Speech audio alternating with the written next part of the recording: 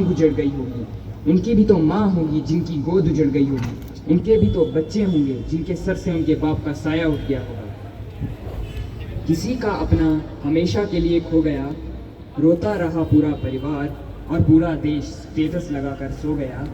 किसी की गोद उजड़ी, किसी की मांग और किसी के सर से बाप का साया, किसी की गोद उजड़ी, किसी की मांग और किसी के सर से बाप का साया, और हमने तो सुना बस एक नौजवान शहीद हो गया।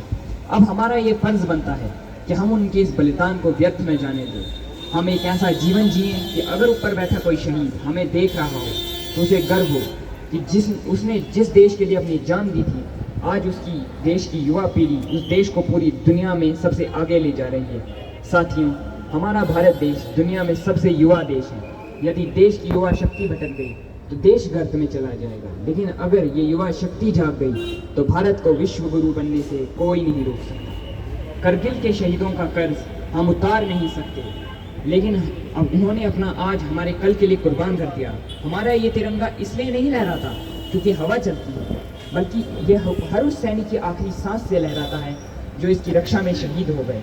आइए उनके सर्वोच्च बलिदान को व्यर्थ न जाने दें और एक ऐसे सशक्त भारत का निर्माण करें जिस पर हमारे शहीदों की आत्मा को गर्व हो। जाते जाते बस इतना ही कहना चाहूँगा, मौत को सामने देखकर भी जो मुस्कुराते हैं वहीं तो शूरवीर फौजी कहलाते हैं। मौत को सामने देखकर भी जो मुस्कुराते हैं वहीं तो शूरवीर फौजी कहलाते हैं। तिरंगे से हमारी आन है, तिरंगे से ही शान है, इस तिरंगे के लिए हाजिर हमारी जान है। वतन की मोहब्बत में खुद को तपाए बैठे हैं, मरेंगे वतन के लिए ये शर्त लगाए बैठे हैं। जिन्हें फिक्र है अपनी जान की वो किनारे पर रहें, कि जिन्हें फिक्र है अपनी जान की वो किनारे पर रहें।